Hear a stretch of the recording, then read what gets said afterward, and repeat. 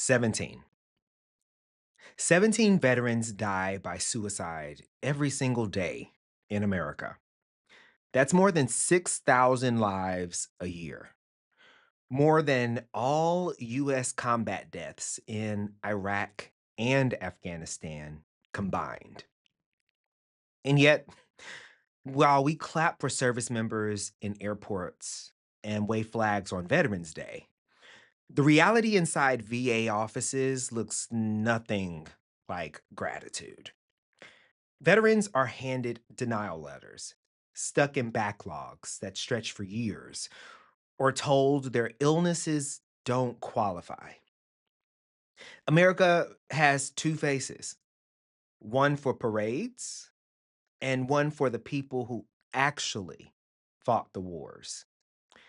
Today, we're pulling back the curtain on the VA, the Veterans Administration, the backlog, the fine print, and the staggering failures of a government that says, thank you for your service, but too often fails to prove it.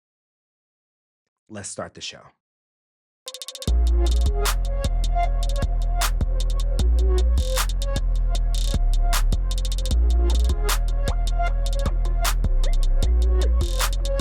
What's T, y'all? Welcome to Overruled.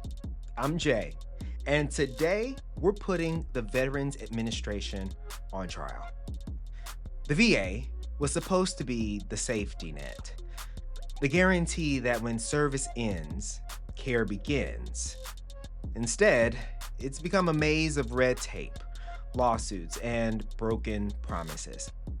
From toxic exposure to racial disparities, from endless backlogs to the silent epidemic of suicide, the VA is failing the very people who swore to protect this country by any means necessary. And here's how we're breaking it down. First, the VA crisis as it stands today. Then we'll rewind to the legal turning point that reshaped veterans' rights. After that, we'll crack open the fine print where the VA hides its failures. And finally, we'll close with an objection loud enough to echo in the halls of Congress. From one veteran to the many listening and the many out there in the world, thank you for your service and sacrifice. Let's gavel in, shall we, with issues on the docket. Now, you've probably heard the phrase, thank you for your service. You've either said it, or if you're a veteran, someone said it to you. But if you ask most veterans how that service is repaid, the answer isn't gratitude. It's paperwork, denials, and waiting lists that outlive some of the very people they were designed to serve. Today, we're starting with the Veterans Administration, the VA, which I'll say from here on out. A system that was supposed to be the gold standard for veteran care has turned into a maze of red tape, lawsuits, and quite literally life or death consequences. First up, the infamous and often diabolical VA backlog.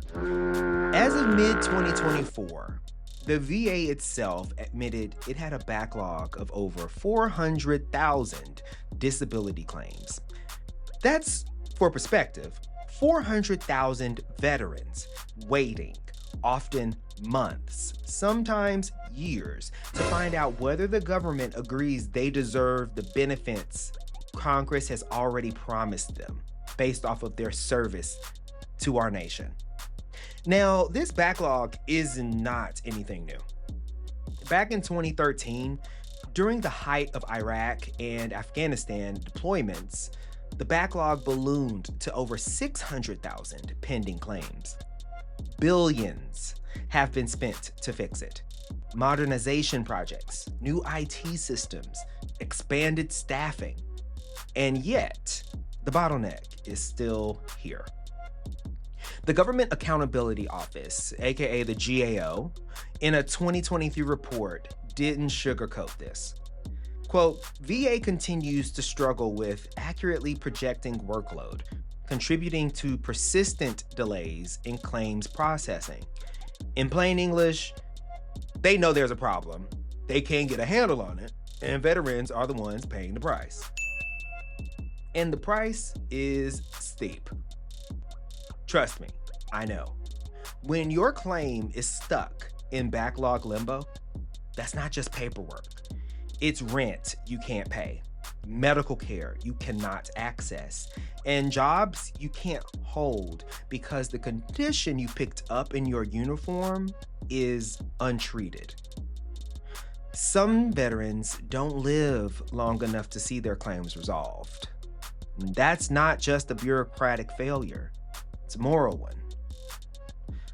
Now, moving to another topic that is huge with the VA and the government in general: toxic exposure. In 2022, Congress passed the PACT Act, the Sergeant First Class Health Robinson Honoring Our Promise to Address Comprehensive Toxics Act. Wow, that's a mouthful, but it's absolutely worth stating. Lawmakers called it the largest expansion of VA healthcare in decades.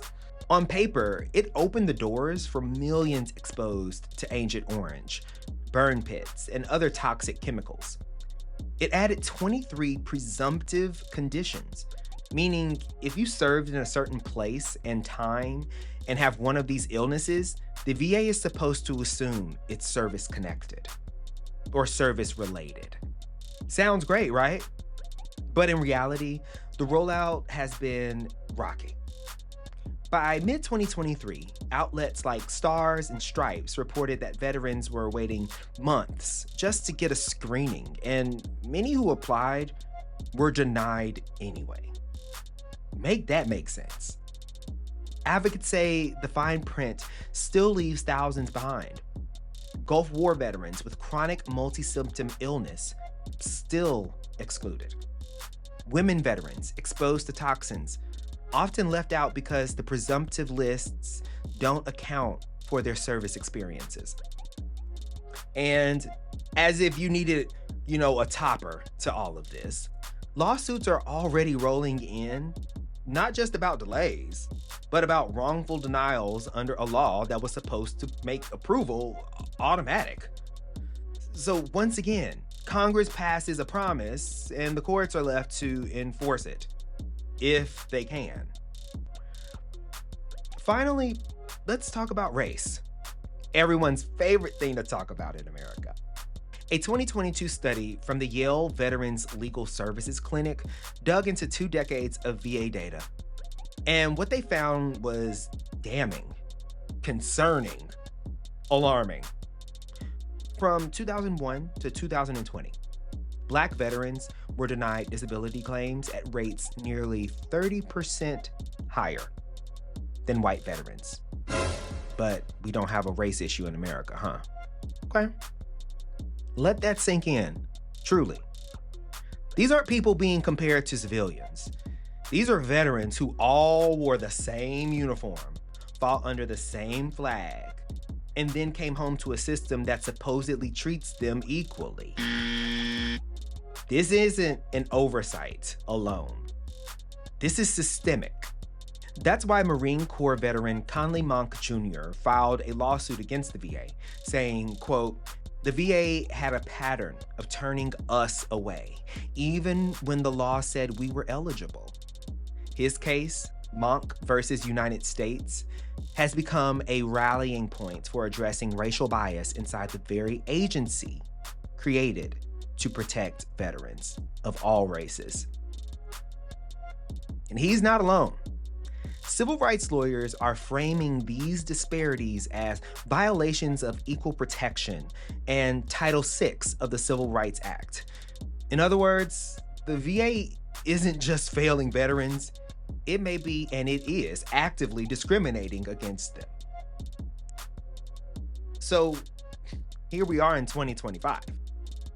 Veterans are still dying on wait lists. Toxic exposure claims are still snarled in red tape. Black veterans are still denied at disproportionate rates.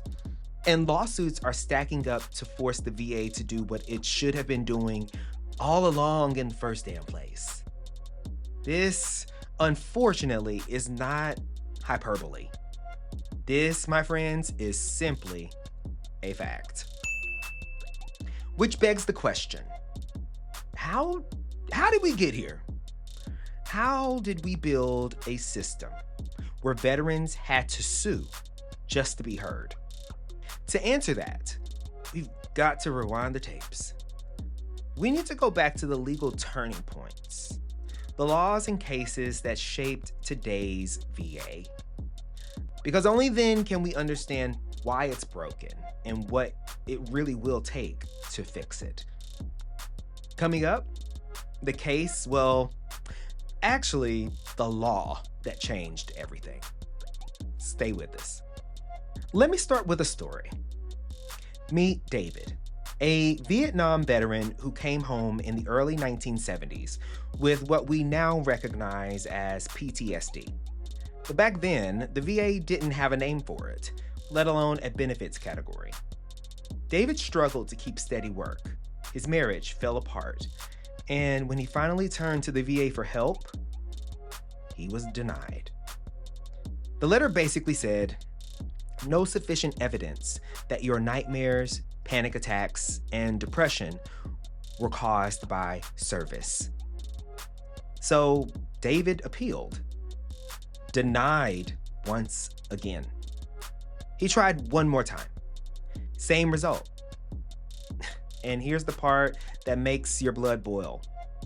Back then, there was no court he could take that denial to. The VA's word was the final word. Period.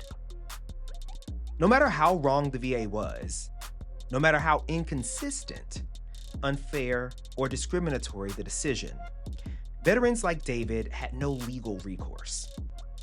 The law literally said the decisions of the VA, quote, shall be final and conclusive and may not be reviewed by any other official or by any court.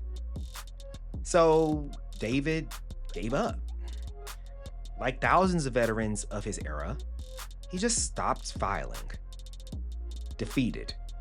He lived without treatment, without disability benefits, and without justice. Now, let that sink in for a second. Imagine being told you fought for democracy overseas, but couldn't get democracy at home when it came to your own rights. That was the legal reality for veterans for most of the 20th century. For decades, the VA operated inside this protective legal bubble, if you will. Congress thought it was being kind, that veterans would be better off if they weren't burdened by adversarial courts. The VA was supposed to be benevolent, quote, veteran friendly. I mean, it is the Veterans Administration. But the result? An agency that answered to no one. Veterans called it the VA wall. You could write appeals inside the system. You could call your congressman. You could beg for help. But you could not, under any circumstance, take the VA to court. This was written into 38 USC, United States Code, Section 211 Alpha. And it wasn't just some dusty line in the law. This was a steel door bolted shut against millions of veterans. Now, the Vietnam War cracked that system wide open by force. Unlike World War II, where soldiers came home to parades and ticker tape, Vietnam veterans came home to stigma and hostility. They also came home with real service-connected health conditions, Agent Orange exposure, mental health trauma, physical and emotional wounds that lingered long after the war from the things they saw. But when they filed claims, denial after denial. PTSD wasn't even recognized as a diagnosable condition until 1980. Agent Orange claims were tied up in endless internal VA studies. Meanwhile, veterans were dying, homeless, and stuck without any way to challenge the decisions of the VA. The civil rights era also reshaped the conversation. If disabled workers could sue for Social Security benefits, why couldn't veterans? If citizens had a right to judicial review when the government got it wrong, why didn't the people who literally wore the uniform? By the early 1980s, the pressure was undeniable. Advocates, veterans groups, and legal scholars alike were all saying the same thing. It's time to tear down this wall. Finally, in 1988, Congress acted. The Veterans Judicial Review Act, the VJRA, became law. For the first time in America's history, veterans could appeal VA decisions in a real court. The act created the U.S. Court of Appeals for Veterans Claims, an Article I court, completely separate from the VA, where veterans could challenge denials. So here's the process that it's set up. So you file with the VA, you appeal to the VA's own Board of Veterans Appeals. If still denied from there, now you can take it to this new court that was established. From there, cases could go up to the federal circuit and even the Supreme Court. This was revolutionary. Senator Alan Cranston, one of the law's champions, said, quote, "Veterans deserve the same access to judicial review as every other citizen in America. Their rights should not end at the VA's doorstep." And I totally agree with that. So do millions of Americans. The law didn't guarantee every veteran would win, but it guaranteed something they never had before: a fair fight. So, what really changed after 1988? Really, it was a new body of law. The Court of Appeals for Veterans Claims, or the CAVC, began issuing decisions that shaped veterans' rights. Cases like Brown versus Gardner in 1994 made it all the way to the Supreme Court, which ruled that VA regulations couldn't cut against clear statutory language written in favor of veterans. That case alone forced the VA to pay out billions in benefits. Something else that changed was the recognition of PTSD and new conditions. Court oversight pushed the VA to modernize. PTSD, Gulf War syndrome, and eventually burn pit exposure claims gained traction because veterans could now force the system to consider them. Another change that we saw was disability ratings and fairness. The courts began clarifying how disability ratings should be calculated, including whether pain without a clear diagnosis could still count as compensable disability. We also saw changes with due process. For the first time ever, veterans had due process rights. Notice, reasons for decisions, and a real chance to challenge denials with legal arguments. Now, all this sounds great, but you probably already know where I'm going with it. Of course, there's a catch. All of this judicial review, it didn't fix everything. For instance, the non-adversarial claim system. Now, by law, the VA is still supposed to be veteran-friendly, which often means sloppy evidence gathering. Courts can only review what's in the record, so veterans are still disadvantaged. Then, we also have the backlog problem. Appeals take years. In 2024, a veteran can still wait nearly five years or more for a final resolution. Also, no class actions. The CAVC can't hear class action lawsuits unless Congress allows it. So systemic problems like racial disparities can't always be attacked head on in one case. So, for example, we talked about a little bit about Monk versus United States. It brings us really all the way back to it. Monk, a Black Marine Corps veteran, was denied disability claims for decades, y'all, despite clear PTSD symptoms from Vietnam. In 2017, he filed a lawsuit alleging systemic racial bias in VA decisions, citing the very disparities uncovered by the Yale Veterans Clinic in 2022. Without the VJRA, Monk's case wouldn't even exist. He'd be like David, shut out of court completely. But with judicial review, Monk's story is now a rallying cry. His lawsuit shows both the promise and the limits of the 1988 reforms. Veterans can fight back, yes, but proving systemic bias against a federal agency the size of the VA is still a major mountain to climb. The VJRA wasn't just about veterans. It was predicated and centered on democracy. It reflected the principle that no federal agency should be above the law. And it aligned with a broader shift in American law during the 1980s. Agency accountability, judicial oversight, and citizens' rights. But here is the sobering truth. Veterans only got judicial review after decades of failure.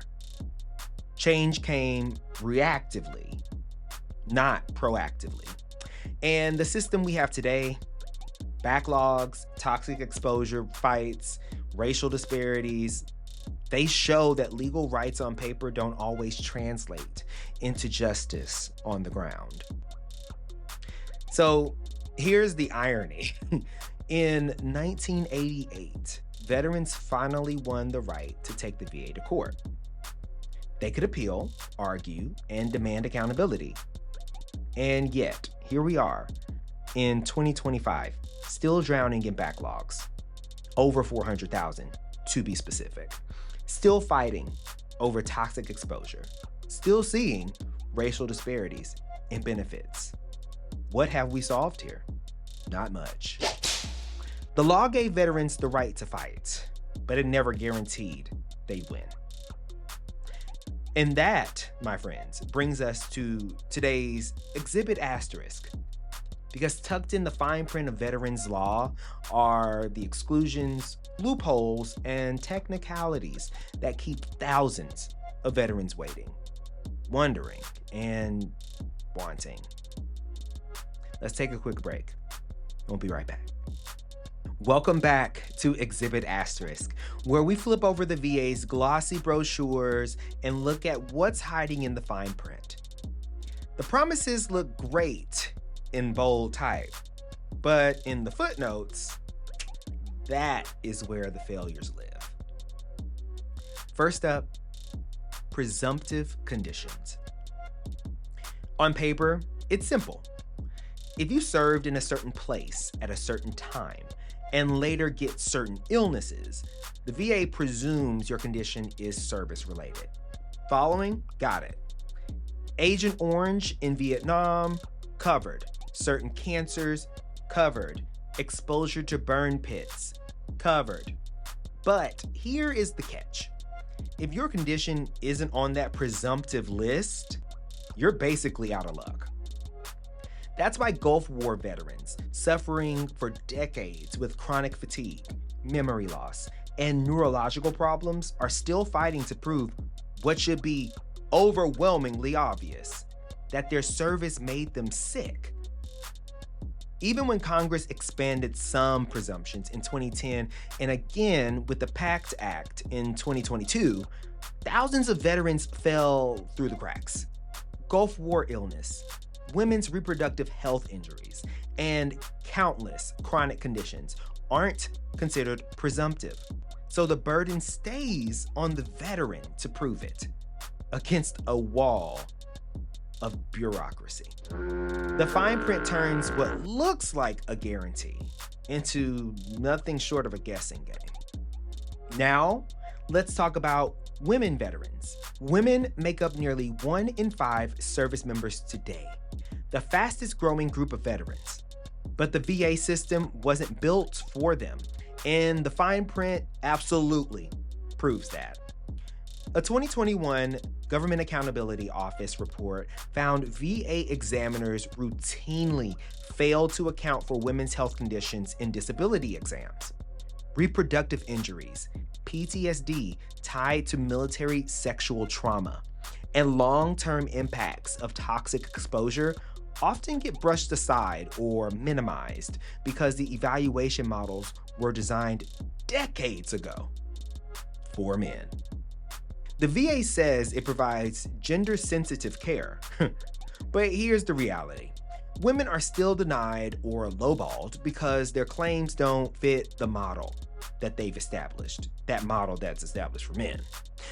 And when nearly half of women veterans report experiencing military sexual trauma, those denials don't just reflect bad medicine, they reflect bad law.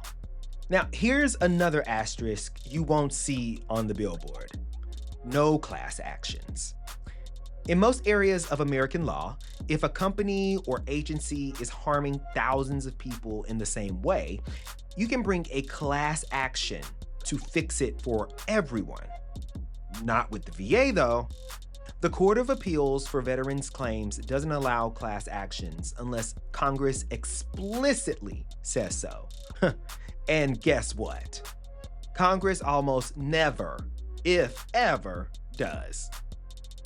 So when the Yale Veterans Clinic uncovered that Black veterans were denied disability claims nearly 30% more often than white veterans, each veteran had to fight their denial alone.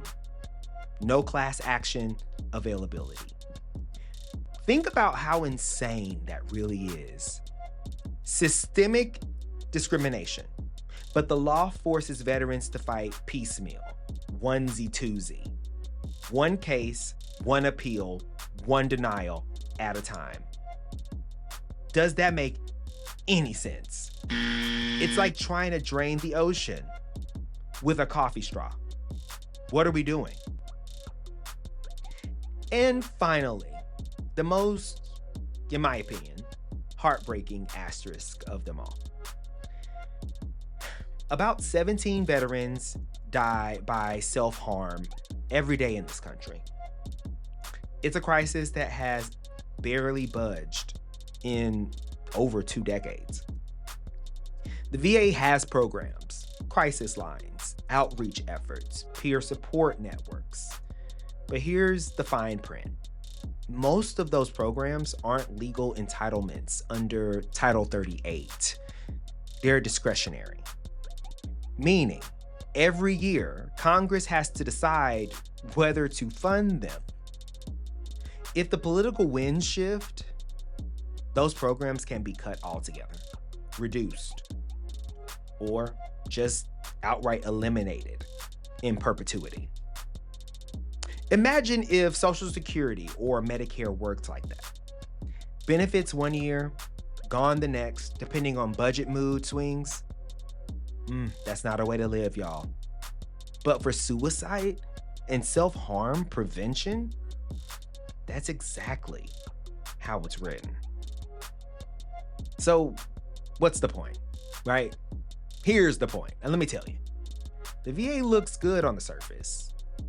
Presumptives, gender-sensitive care, outreach programs, all written in bold. But in the fine print, veterans are left out, written off, or completely left waiting. The VA giveth, and the VA taketh away swiftly. What do we do with all of that, really? What do we do with this fine print? The knowledge of this fine print? Well, first, we object loudly because Exhibit Asterisk shows us the cold, hard facts. Rights on paper don't mean justice in reality, and we should all know that. And that's exactly where we're headed, okay? To our next segment, objection, Your Honor. Because I object to a system that hands out parades on Pennsylvania Avenue, but hands out denial letters in VA offices. Stay with us. We'll be right back.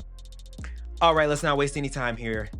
Your Honor, I object. Court of public opinion, I object. I object to the way this country can say, thank you for your service with one hand, while writing denial letters with the other.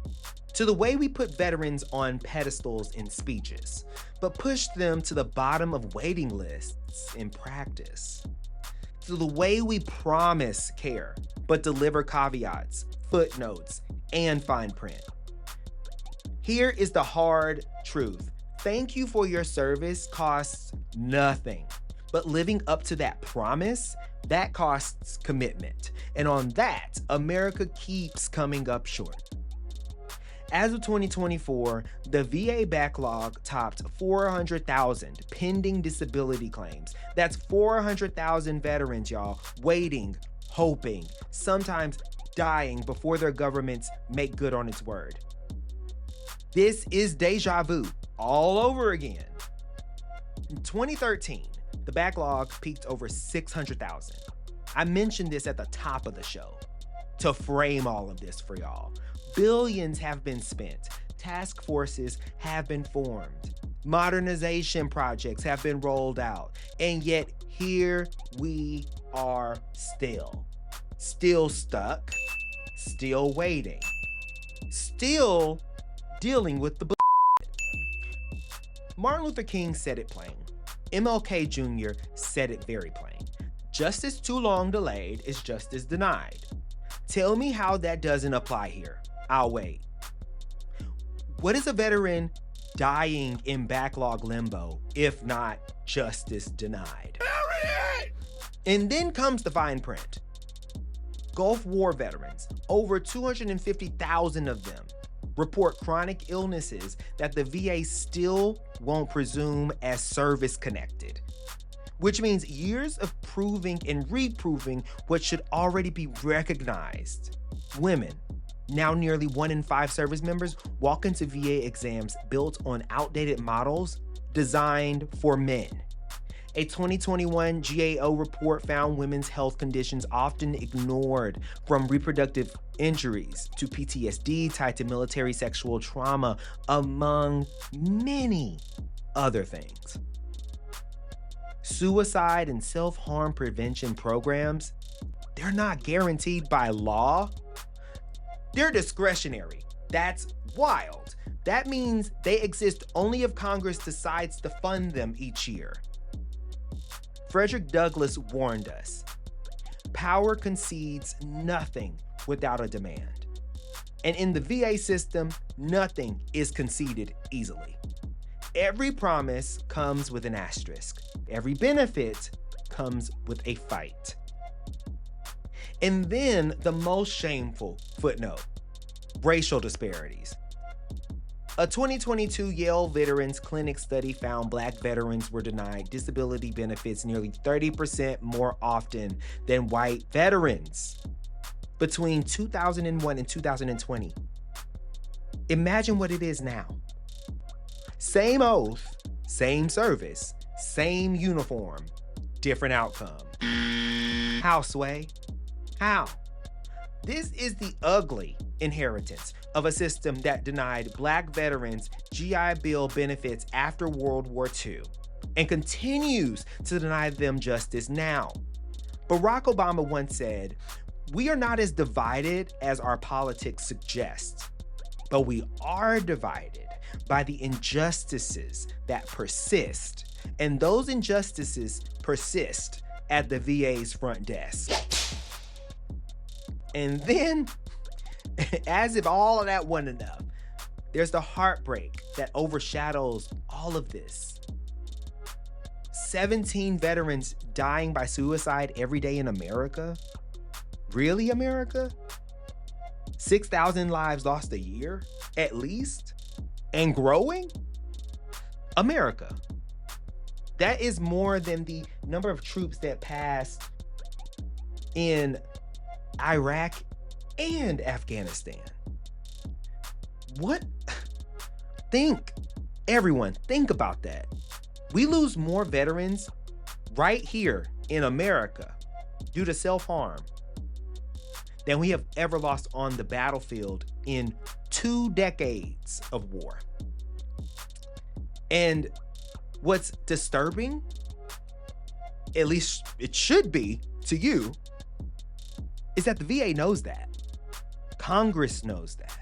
Hell, we all know that within the veteran community. And yet, the programs designed to prevent those deaths are treated like optional line items on a budget to be cut, reduced, eliminated, underfunded, overlooked. All of that by the stroke of a pen and an administration change. That's just not a failure of policy. It's quite literally a failure of duty. The government has truly failed the very people who swore by any means necessary to protect it. That is shameful. So, what's the bigger picture? Well, America is great at symbolism, but terrible at substance. We wave flags, we play anthems, we post hashtags, we clap in airports when we see veterans leaving and going off to deploy, or when they come home with little signs and all of this. But when it comes time to actually back that talk and that support up, to process claims, to provide treatment, to guarantee care, suddenly there's no urgency. Suddenly, there's no funding. Suddenly, there's another backlog. And suddenly, those veterans have to basically plead and prove beyond a reasonable doubt that they have been traumatized from the things they've experienced wearing that uniform that everyone loves to lift up and say thank you for your service for. Dwight Eisenhower once warned, every gun that is made, every warship launched, every rocket fired signifies a theft from those who hunger and are not fed. Today, every dollar, billions of dollars that we sink into endless defense spending while the VA backlog grows is modern day theft from the very veterans that spending was supposed to protect in the first place. So, you damn right. You damn right I object. I object to the backlog that buries veterans under paperwork, to the fine print that excludes Gulf War veterans, women, and countless others, especially people of color and people within the LGBTQIA community. To the racial disparities that deny Black veterans what they've earned, to the trans men and women who are not able to get gender-affirming care, but have served this country valiantly for decades. Absolutely not. To suicide prevention programs that vanish and reappear within the political winds, while 17 veterans at least die every single day. So the day you're hearing this, by the end of it, at least 17 veterans are dead. While you go to shop down at the Trader Joe's or the Target, there are veterans panhandling on the streets because they don't have funding and support to lift them up after giving their all to this country. If you think thank you for your service isn't enough, or let me say it this way, thank you for your service isn't enough. It's empty without action. And action is the debt we owe, we being America, legally, morally, civically.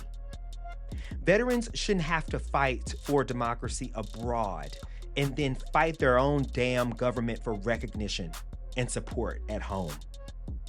If America truly wants to honor service, then it's time to prove it. Put your money, put your billions of dollars in defense spending where your mouth is. In the law, in budgets, and in the way we actually treat veterans, not the way we pretend to. Justice delayed for veterans is not just justice denied. Is democracy denied? Shame on you.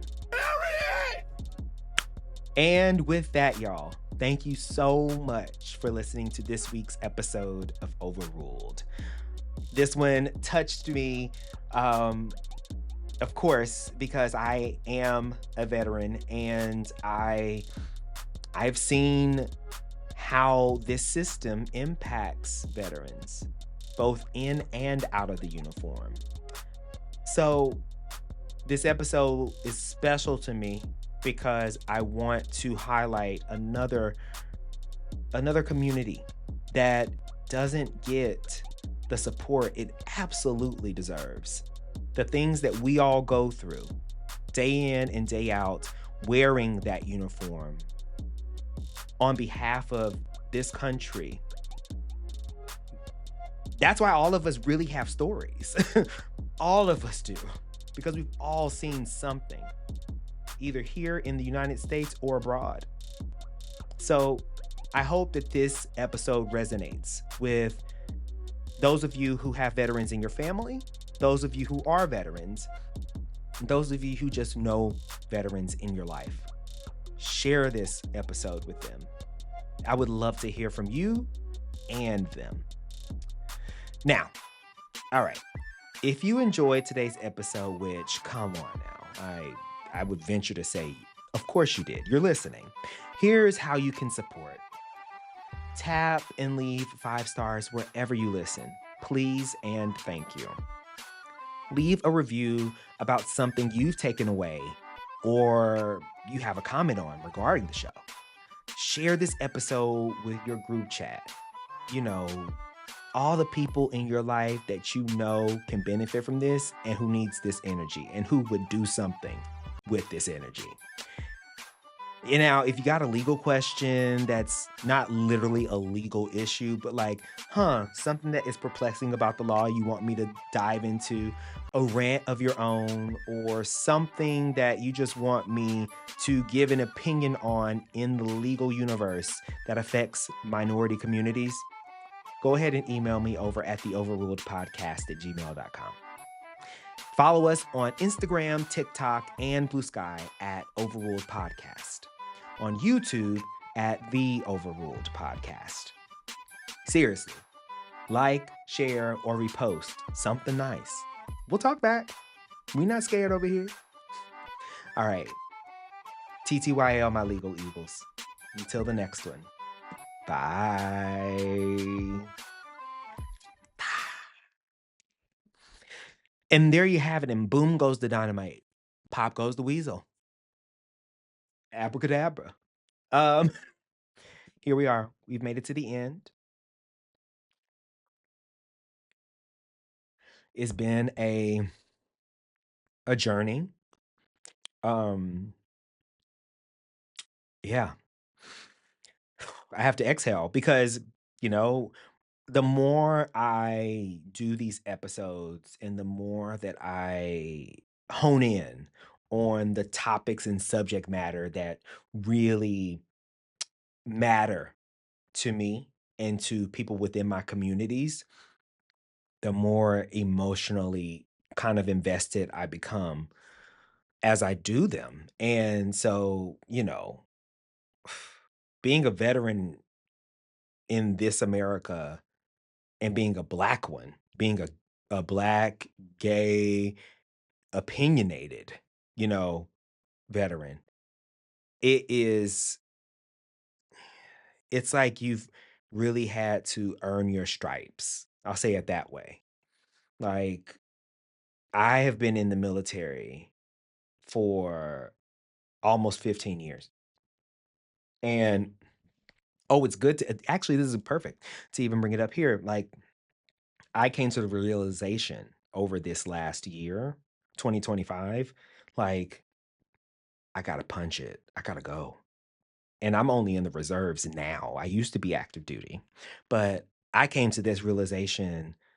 It had always been in the back of my mind over the last, like, maybe, 2, 3 years, maybe more, but I was like, I wanna stay in because I really wanna be a part of the change movement." But what I see now as, not only in law school, not only in a thriving career, not only doing this podcast and learning more day by day, but is that my fight is outside of the military. Like, my impact is outside of wearing that uniform.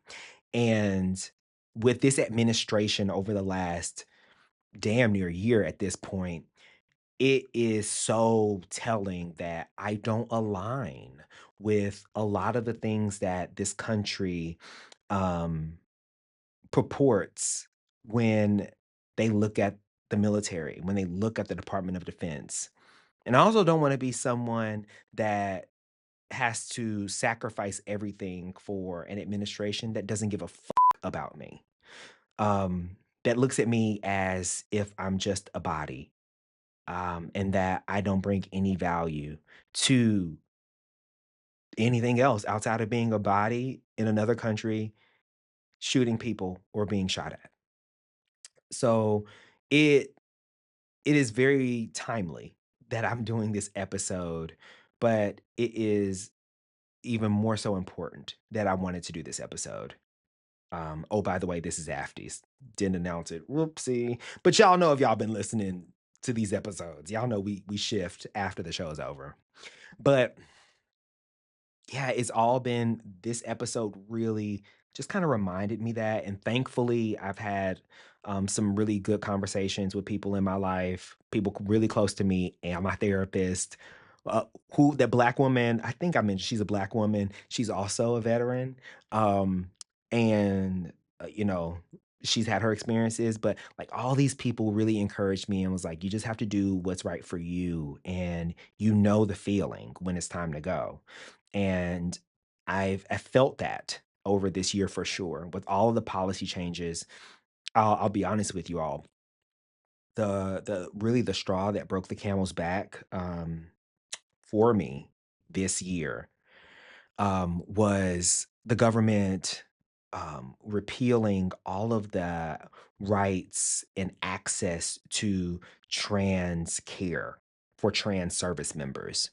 And there was a few stories that I read on, and a few headlines, maybe some of you also saw, where they were talking about trans members that have been in the military for 18 years, and you get your retirement after 20 years of service.